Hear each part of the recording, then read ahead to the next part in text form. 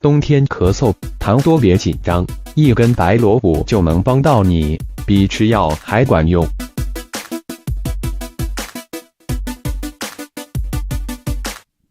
最近身边咳嗽的朋友真不少，不管在地铁、公交车里，还是办公室走廊里，总能听到不同的人在咳。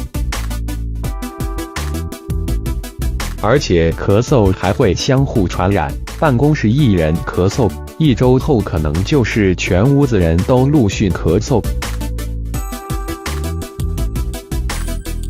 这种咳嗽往往没有发烧的症状，就是单纯的前咳，或者喉咙里有粘痰。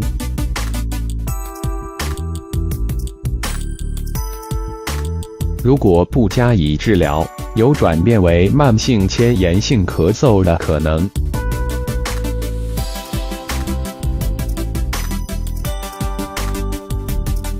在刚刚出现咳嗽的症状时，就应该及时进行干预。这时候其实还不用吃药，只要一根白萝卜就可以帮到你。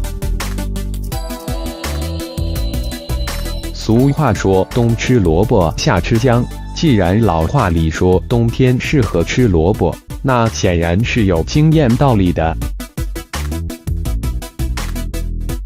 传统中医认为，白萝卜有清热生津、凉血止血、下气宽中、消食化滞、开胃健脾、顺气化痰的功效。因此，冬天吃白萝卜、喝白萝卜水对于这种咳嗽不止有痰的情况是很针对性的。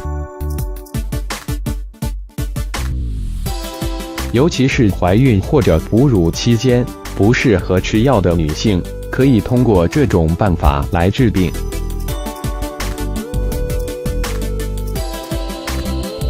从现代营养学来说，属于十字花科植物，含水量高，又有较多的维生素 C、碳水化合物，能够缓解嗓子的不适。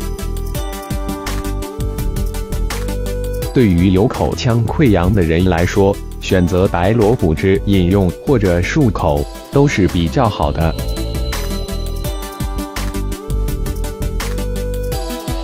白萝卜除了直接煮水或者榨汁喝，搭配不同的食物，营养效果会更好。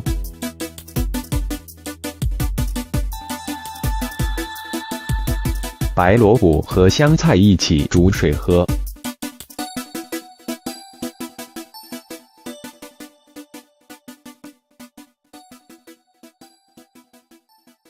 白萝卜切片之后和洗前净的香菜一起煮水喝，对缓解唇前焦裂也非常管用。冬季经常嘴唇皲裂的人，可以多喝几次，可以起到缓解效果。白萝卜和梨一起榨汁喝。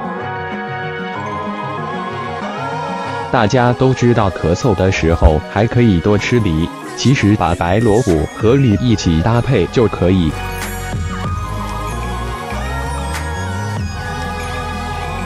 梨有润肺凉心、消痰去火的功效，跟白萝卜一起榨汁喝，不仅能掩盖白萝卜的辛辣味，还可以让食疗功效加倍。白萝卜身上的好东西很多，连萝卜叶也有用，白萝卜叶有散瘀消肿的功效。